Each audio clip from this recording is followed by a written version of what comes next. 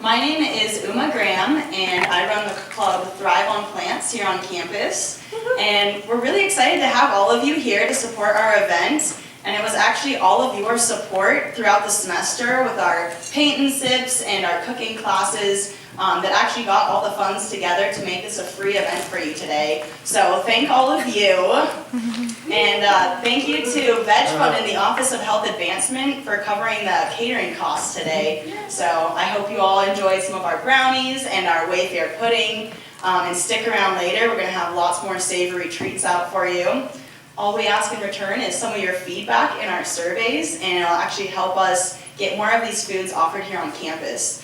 So stick around for that. But in the meantime, I would like to get into the wheat and potatoes of today's event. Our first speaker today is someone that's been a huge personal inspiration to me in becoming an activist and starting this club here on campus. She is the senior editor of Veg News and the executive producer of the podcast Our Hen House. And most recently, she is an author of Always Too Much and Never Enough, which is a memoir of her childhood, her coming out, and her struggles with body image and healthy eating. So it's my pleasure to introduce to you Jasmin Singer. I'm really excited to be here yet again for just experiencing your big snowy sky. That was surprising. I'm coming from California now, and I didn't expect that, but I do totally love it. And so today's topic, which is unifying social justice, is one that is very, very important to me on all levels, both like personally and as an activist, not that there's much of a distinction between those two things, of course. So I want to kind of untangle that a little bit. But before I do, let me give you a better idea of like who I am and why I'm talking about these issues today. So as Uma said, I am the co-founder and co-host of Our Hen House, which is a nonprofit media organization that I started with Marianne Sullivan 9 years ago. And we produce podcasts that work to change the world for animals. And we are in our 9th year, so today was episode 428. So, thank you. So clear your schedules, because you have a lot of listening to do, and I'll be back in like 2 weeks for a pop quiz about it. And so what I love about Our Hen House is that I was just talking to Lisa like 1 second ago about how at the very beginning, we were told, are you going to really have enough people to interview? And thousands and thousands of activists later, we could literally produce an episode every day. And maybe we should, I don't know. We also produce the Animal Law podcast and a couple other podcasts in the works as well. I'm also the senior editor for Veg News, and you can grab a copy over there. So it is, thank you. It's the leading vegan media brand in the world, and it's been in existence for 18 years. So about a year and a half ago, I moved out from New York City to California to work at Veg News. And what I love about it is that it's at Walmart, and we're really trying to like mainstream this by putting like amazing vegan food on the cover.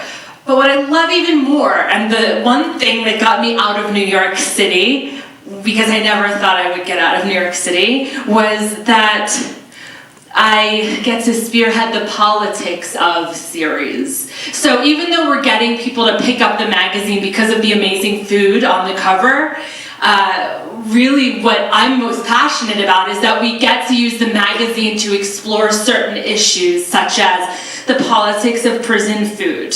And right now I'm editing a piece on the downfall of dairy, and I just finished editing a piece on the human toll of factory farming. So one of the through lines in the talk that I'm going to be chatting with you guys about today, and also what I think Lisa will be talking about a bit, is that really these are all different spokes on the same wheel. I came to the animal rights movement by way of the LGBTQ movement, and at the time, I had just gotten out of college, so it was like 16 or 17 years ago, and I was an actor-educator with an AIDS awareness theater company in New York City called Night Star. And I was a long-time vegetarian by then, the kind that only ate eggs and cheese. And I actually didn't eat a vegetable until I was 30. I'll get to that in a minute. And so I started to recognize the commonality in the mindset of the oppressor. And it was around that time, of course, that I met a vegan, and we all know how that story goes.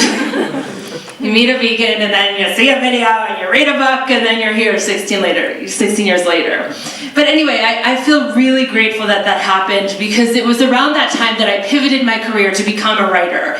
And one of my first published print articles was called Coming Out for Animals, and it was from Satya magazine. Do you remember Satya? Yes. Yeah. Okay, so it's now defunct, but all of the articles are available online. So definitely, if unifying social justice is a concept that you're intrigued by, look up Satya magazine. Anyway, this was like my first print article. I was like terrified. I had no idea really what I was doing, and I was talking to all of these activists who had been really bridging the gap between animal rights and LGBTQ issues for so long. And what I realized was that it's the mindset of the oppressor that is the commonality here. So really, we can rationalize oppressing or marginalizing any community by saying, insert the blank group is there for my use. Or saying, I am better than them, so I can do whatever I want. Or saying, oh, this one's my favorite, I can do whatever I want because God said so, right? So rationalize, once you get to the God said so argument, it's like pass the cupcakes. But anyway, the final line of the article is, sliced to death is sliced to death, whether a slaughterhouse worker or a homophobic bully happens to be holding the knife. So, by the way, I was like, I don't know, in my mid-20s when I wrote that, and a lot of the people who I was interviewing for the article were like guiding me through writing this article. And one of them was Patrice Jones, who wrote that line. I didn't write that line. I just thought I'd give credit where credit was due. But anyway, so coming to the animal rights movement by way of the AIDS awareness movement really helps me to contextualize my whole life, like a life of being bullied, a life that I'll actually be reading a few little snippets from my book in a few minutes, but it all became like this holistic worldview that I was having, that it all informed my animal rights activism and the way I approach my writing, my thinking, my media making, and my personal interactions. And I'm going to pivot a little bit, but these topics are further explored in my book, Always Too Much and Never Enough, which is like a roundabout journey to seeking personal authenticity. And that's a journey I hope I'm always on. Well, actually, I'd like to reach it like 10 minutes before I die, just so I know, like, okay, this is it. But other than that, I hope it's like this ever-evolving process. I really do. And it's interesting, we were just talking about this, I was just talking about this right before I came up here, about how the idea of being always too much and never enough is something that is in fact universal. Now that's only annoying to me because I didn't know it when I was growing up in the fluorescent 1980s in New Jersey, when I thought it was just me, always too much and never enough, like taking up too much space in the room but never enough, like not able to ascribe to what society wanted me to be, or what, you know, my mom wanted me to be, or what like I wanted me to be, because I was really unable to access that authenticity. Food was my best friend. It was my lover, you know, it was my sage, it was my confidant. And I was this bully kid, like I mentioned, so when I got home, that was what was there.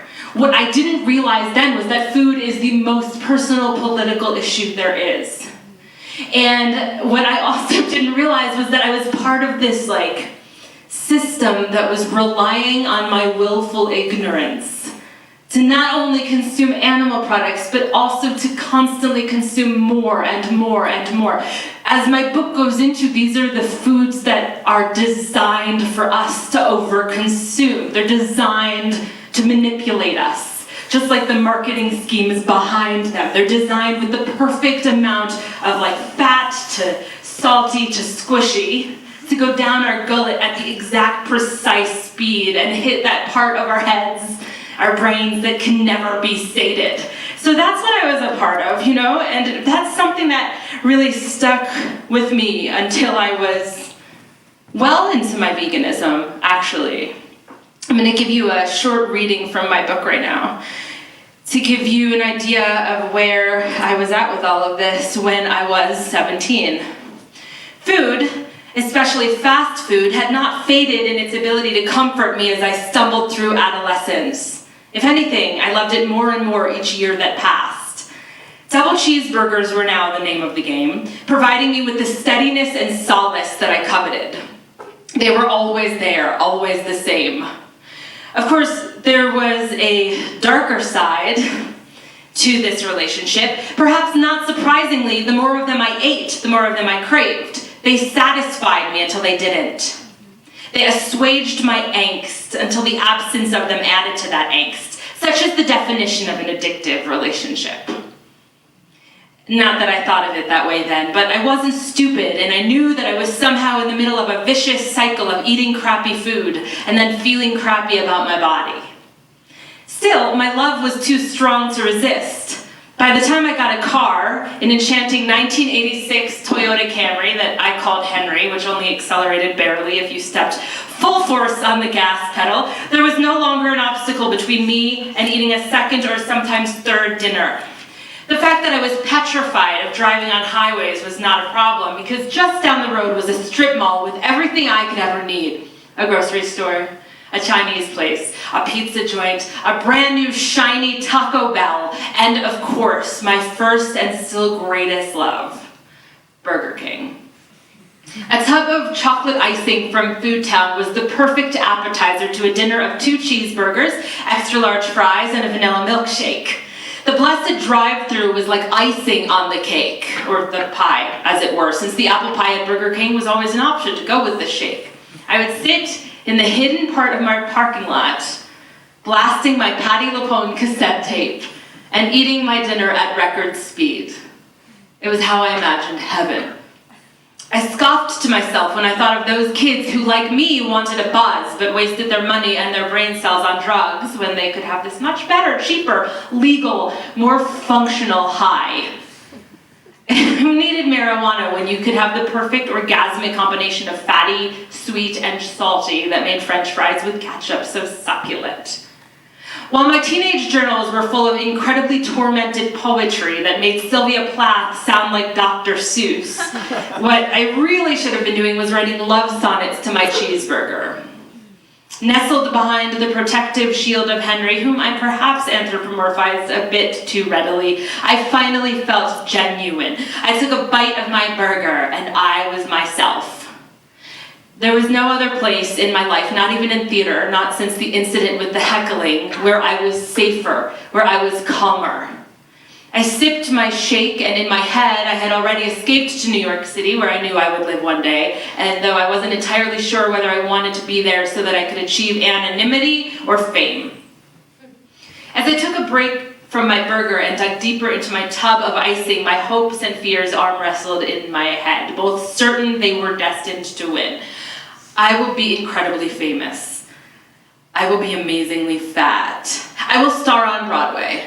I will be ugly. I will be rich. I will be a failure. I will be legendary. I will be forgotten. I will be loved. I will be loathed. I found that the faster I ate, the more rapidly my desires pushed my fears away, and the faster the image of Margaret and my other bullying classmates faded. So I picked up the pace and sprinted to the finish, licking my fingers to make sure no morsel would go undigested. I ate until I didn't remember that I was a reject, or at least until I didn't care.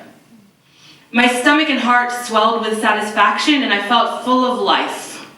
The irony, of course, is that it was death I was full of, but I didn't see it that way for years. At the time, I was simply awaiting the cosmic high I received from the buttery bun, the smoky patty, the smooth shake that tingled as it slid down my throat into my soul and grounded me at my foundation.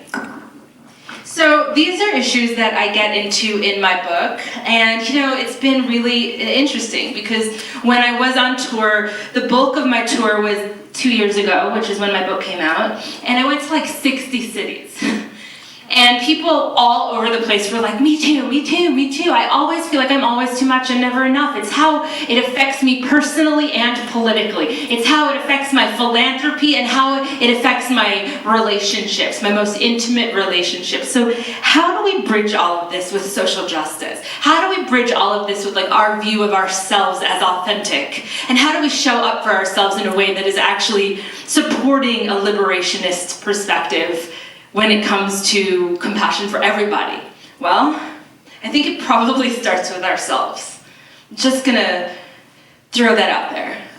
It came as a very long lesson for me, and it's one I'm still learning. From the time I was 8 until the time I was 30, I was what the world saw as the fat kid, which according to them meant I was less than. Now pay attention, because this is the theme here, how easily we push some individuals aside and celebrate, or at least accept others.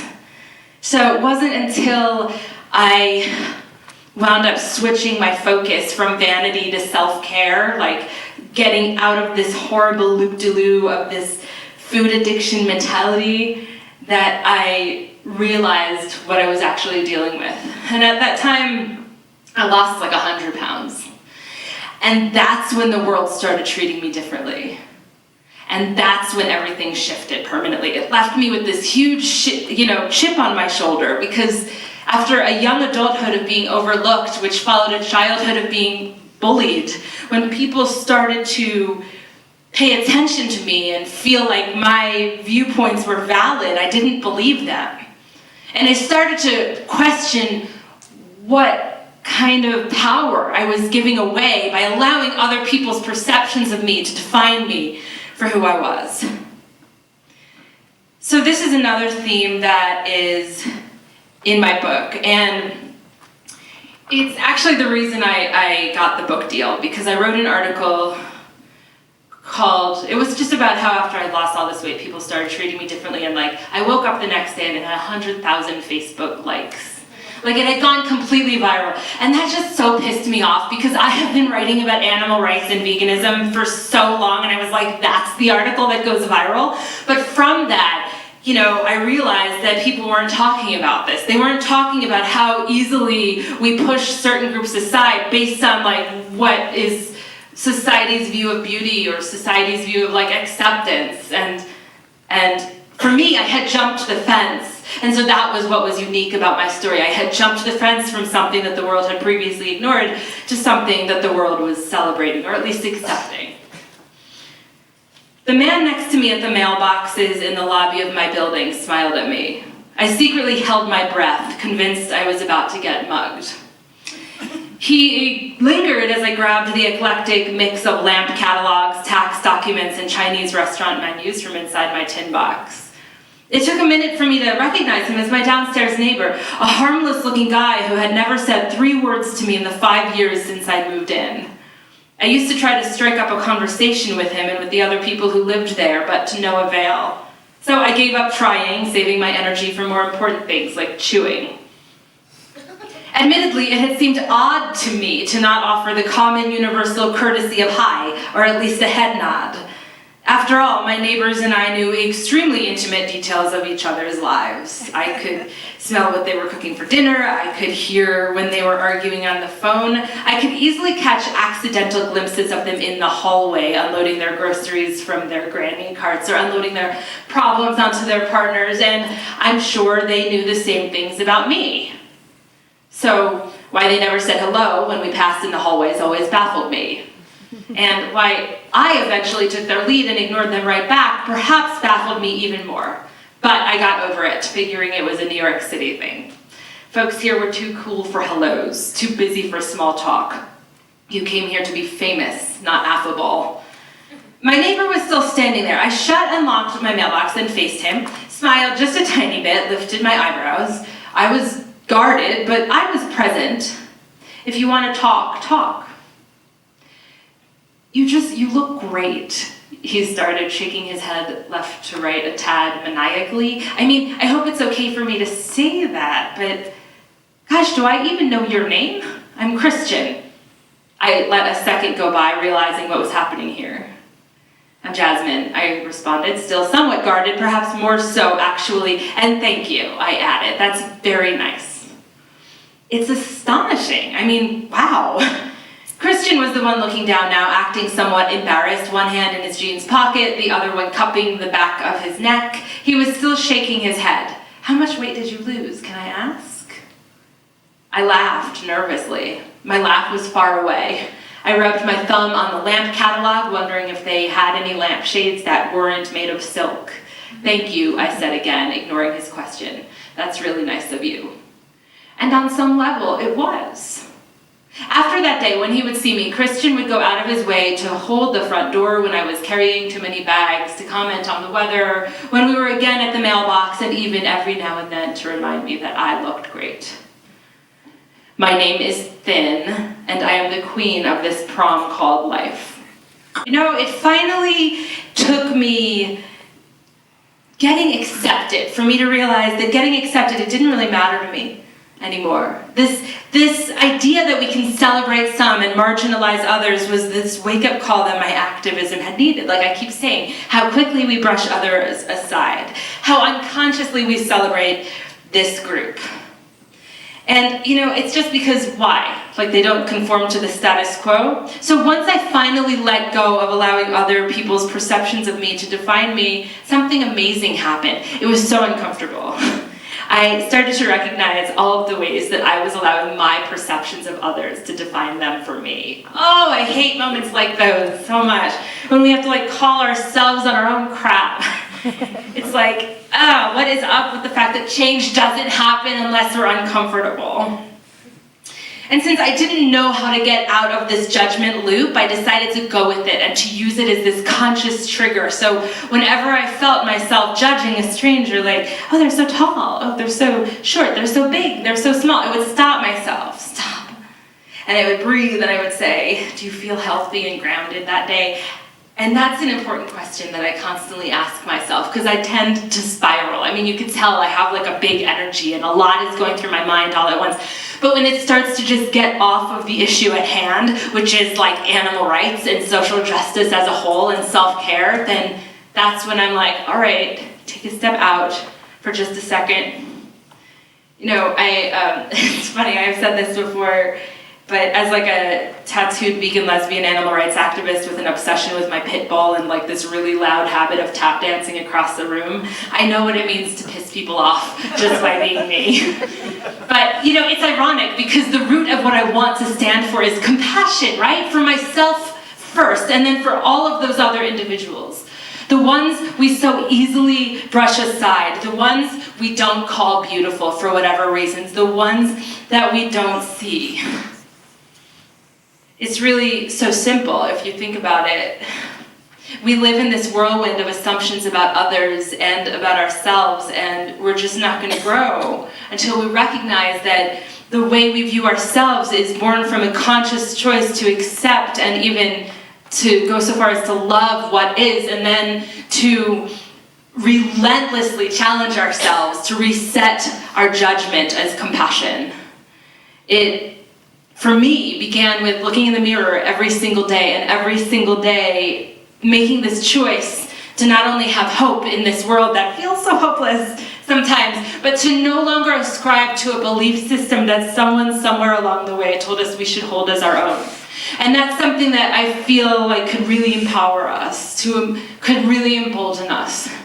I don't know if you're as angry and frustrated as I am these days, but I feel really good knowing that I have the choice of what I choose to consume, the foods I choose to consume, the media I choose to consume, the media I choose to make, the people I surround myself with, and the mindset that I wake up with. No, that's not true. I don't wake up with it. Most of the time I don't wake up with it. It's a choice. I have to decide, today I'm going to be hopeful, today I'm going to be grounded, and today I'm no longer going to ascribe to a belief system that someone once said I needed to hold. That animals are food, that chubby is not okay, that certain individuals, insert the blank here, there's so many blanks that we can insert, are less than us because God said so, because I can do whatever I want to them, because I have power over them. No, fuck that.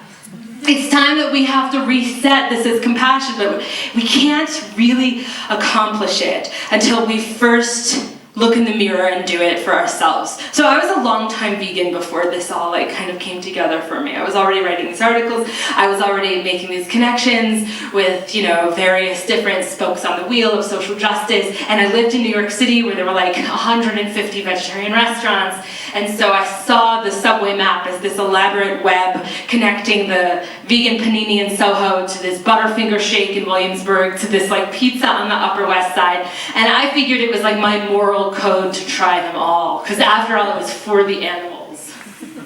Now, the silver lining here is there is a vegan version of every single animal product out there. Check. I tried them all, so I know.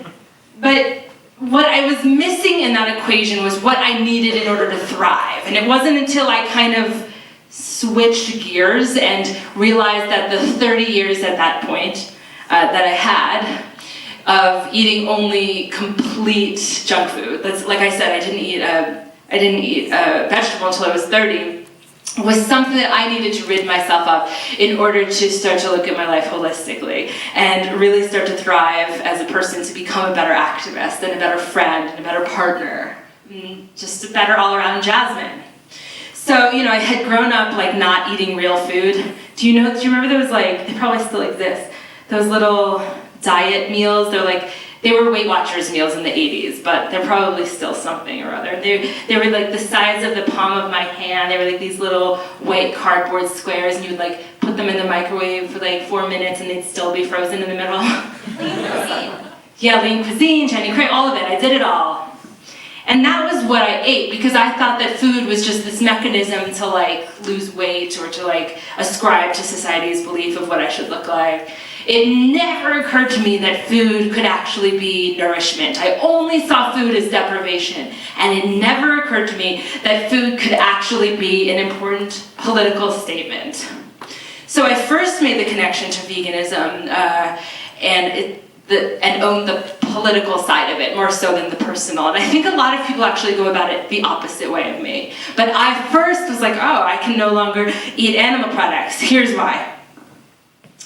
Okay, so I was 22, and I was working for this AIDS awareness theater company, and I met this vegan, as I mentioned, and I went to see this documentary, and what I did was I sat there in the front row, and I saw these animals who were being torn away from their mothers, and I sat. Now pay attention to how I'm telling you this story. I'll explain why in a minute. I sat in the first row, and I watched this horrible footage of these babies, they were screaming, you've seen the footage. And I thought of my own broken home as a child. And my heart hurt. What? My legs started shaking, and it's weird because my legs don't shake in general. So that was a long time ago, and I always think, my legs were shaking that day. And at one point I had so much energy that I jutted out of my seat, and I looked around I'm sorry, sit back down, look back up at the screen. And I was a vegetarian by then for a long time. Like I said, I only ate dairy and eggs. And I saw these egg-laying hens and these dairy cows, and I was oh my God, they're being exploited for their female reproductive parts. Oh, this doesn't work with my view of feminism for myself. And I thought of how I myself had been exploited for my own female reproductive parts at various points in my life, and I just couldn't do it anymore. So I went vegan. Now, the reason I told you that story was partly because I wanted you to know a little bit more about what my story has been like and how I started to piece together this idea that we don't actually have to be part of this system that is this truth that someone once told us we should have, but also partly because I really strongly believe in the power of personal narrative as a means of creating social change. I don't think that our society or ourselves are going to change until we start to question in ourselves what has brought us to where we are today, and until we find our own truth and tell somebody, whether that's in writing or in art or just having safe spaces around us. So when my book came out, my agent had given me this piece of advice to anytime I feel I'm proselytizing, to take a step off of my soapbox and like tell the story of how it affected me. So if you're here and you care about animals and you care about social justice, I guess what I would say is the through line that I have seen in the thousands of interviews I've given is that the main ingredient that holds people's attention is when you tell your own story. It like does that magical thing that happens when you see a play or some kind of theatrical presentation, and like there's that like fourth wall created, and the person who you're talking to allows like themselves to listen more open-heartedly than if you were saying, I watched this movie and these animals were in these crates and they couldn't stand up and they couldn't turn around and they couldn't extend their limbs. No, people are gonna shut down. So find your truth and tell your story. I hope that the animal rights movement in particular can really latch onto this a little more than it has been able to. Because I think it's one way that we'll really be able to affect change. I honestly believe that food is the most personal political issue that there is, and I feel really good knowing that I can make the choices that I make. I also feel good knowing that, like what happened a few minutes ago, I can be okay in my discomfort. We're not gonna grow as a society unless we're super uncomfortable, unless we like break things open, and unless we allow ourselves to stand in the discomfort. When did it happen for you? Was it like when you questioned your own internalized homophobia? Was it when you questioned your speciesism? Was that when you went vegan? Was that super uncomfortable? Because it was for me. It was super uncomfortable. And the only way that we're able to like then become this kind of higher self version of us is when we sit in that discomfort. And that can't happen unless we're questioning assumptions that we have about the world. I recently had a super uncomfortable conversation with someone who called me on something that I had publicly said like 15 years ago. And I was like, yep, you're totally right. And I was so grateful for that opportunity. And I think that that's like another important quality within change making, which is humility. Humility is not taught in schools. I don't know why, but humility comes after you get older and you realize that nothing you knew is real, and then you start to like get depressed, and then you like go to therapy and you maybe take some Prozac or something, you get rid of the Prozac, you try and change your eating, you find some friends, you realize they're not good influences, you leave them, you get in some toxic relationships, you break up, you go through heartbreak, you eat some vegan Cheez-Its, and then what? You realize that you needed humility all along, so you're welcome. I'm saving you of all of that if you haven't done it yet, because I have. And I'm here to tell you that humility and personal narrative and change making through arts are three of the most important ways of creating social change and unifying social justice.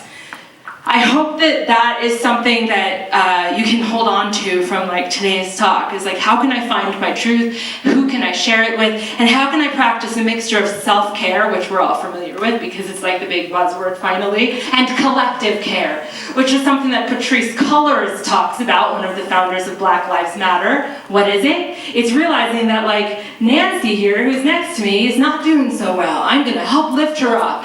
I'm gonna actually take on a little bit of caretaking right there in like a way that is not only right when she's about to burn out, but also just from a holistic perspective of like creating stronger systems that allow for activists and caregivers and students and teachers to show up better in a healthier environment. I think that's what our movement is going through right now, just like being like broken open so that we can create like a stronger foundation. And it doesn't happen without collective care. And that doesn't happen unless we're like looking at everything within ourselves that we think we're right about. Back to humility. So, humility, finding your truth, having a creative outlet, having a safe space, collective care, and avoiding those toxic relationships. I'll just throw that one in there too. Why not?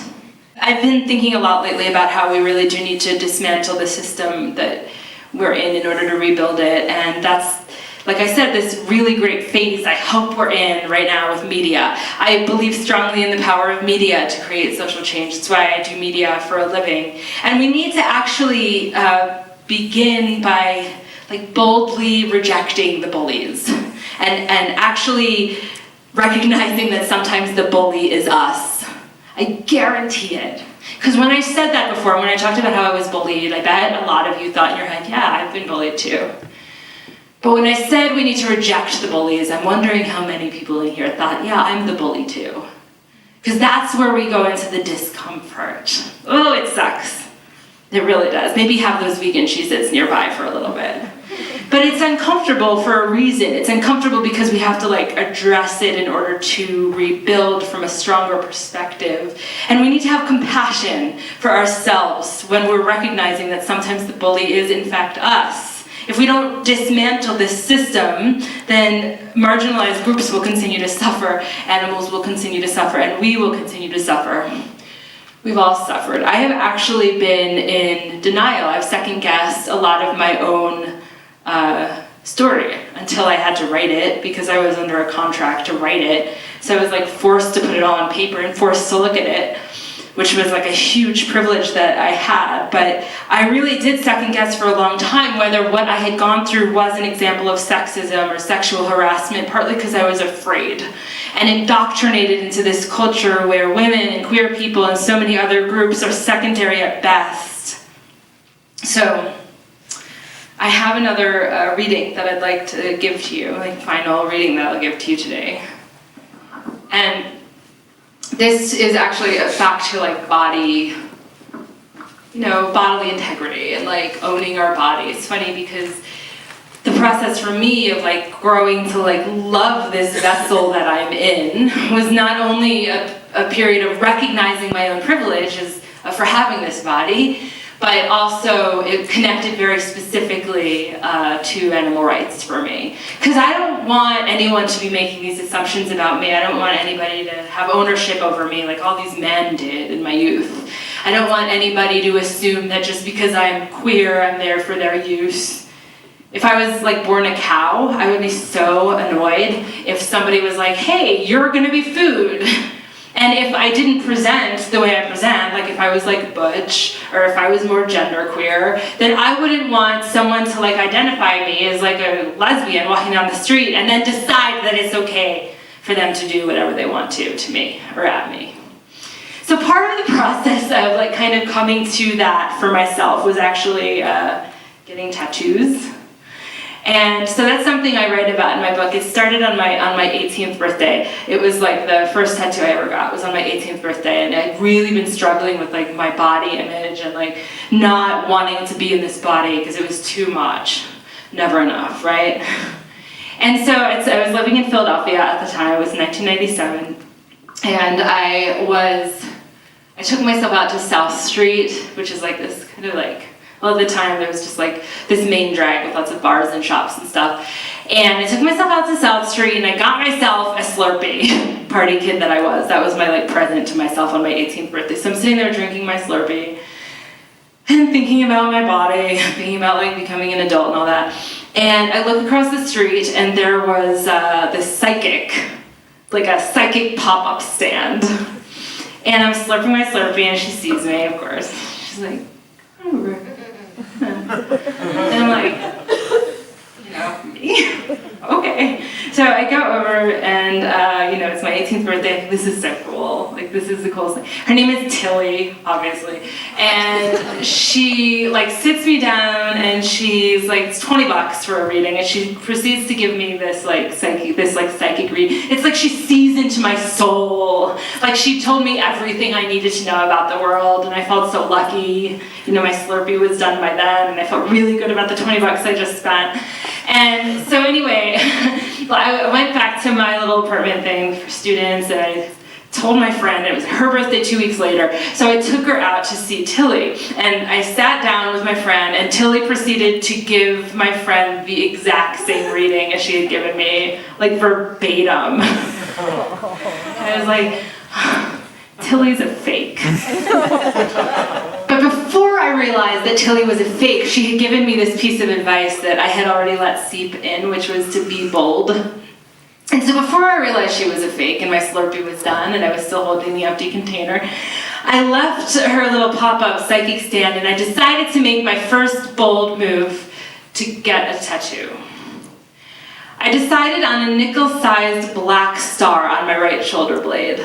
Why a star, asks the burly, unshaven 40-year-old tattoo artist wearing a ratty Nirvana t-shirt. My meeting with Tilly was making me feel a new sense of courage, and so I boldly said, because I'm going to be one. I closed my eyes just after those words escaped my mouth because I was sure that the tattoo artist was going to laugh at my proclamation, just a smidge, just to make sure that I wouldn't notice, except I would have. So I closed my eyes instead and disappeared into my world of aspiring stardom and newfound adulthood. Let him laugh. Eventually, I was sure the joke would be on him and on everyone else who had ever decided I was less than because I was fat or foolish. Getting a tattoo wasn't something I'd ever seriously considered before that night because I was sure that it would have conflicted with my acting career. But a small black tattoo was, I figured, easily coverable. In high school, one of my classmates had a tattoo, and I remember being horrified by it. I went home and said to my mother, how could she just make a decision like that which will last the rest of her life? But I fixated on her tattoo unendingly, shocked by its permanence, intrigued by its confidence. When I was growing up in Edison, New Jersey, the only thing I considered permanent was my desire to get the hell out.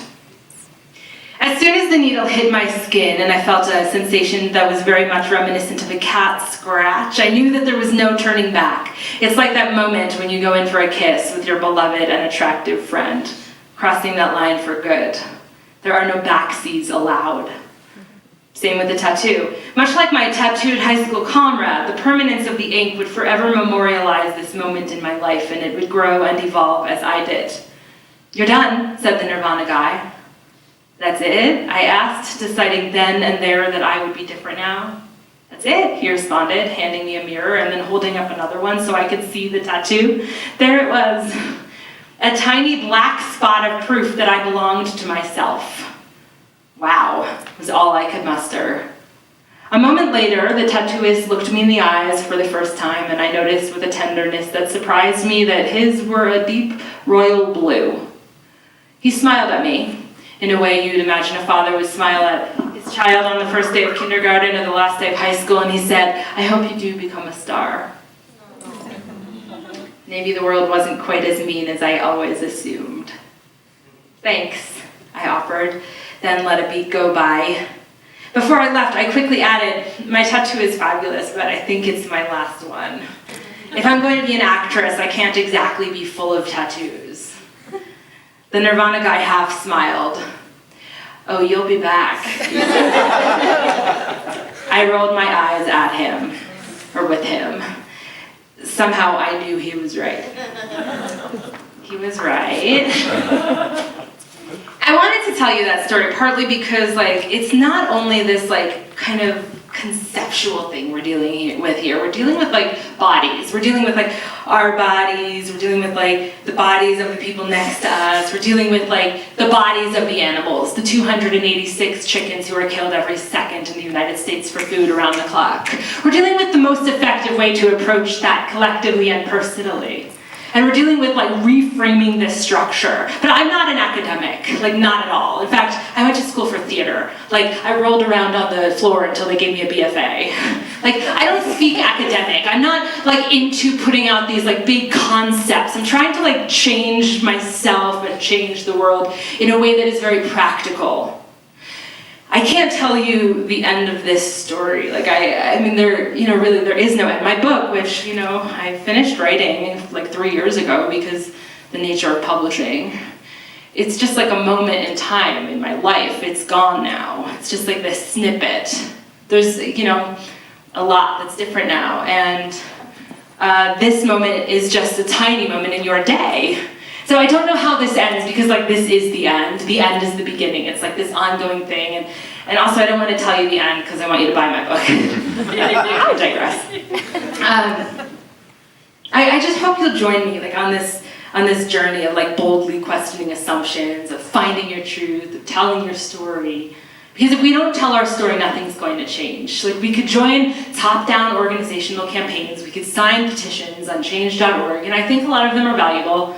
Some of them are valuable, but I think that what we need to do first is to really sit with our discomfort and realize that it's going to be okay. That our bodies are beautiful and that we are just as worthy of liberation as the animals who we're trying to fight for. It is all different spokes on the same wheel. And until we see ourselves as one of those spokes, like nothing's going to change. So find your truth and tell your story. And I hope to hear it someday.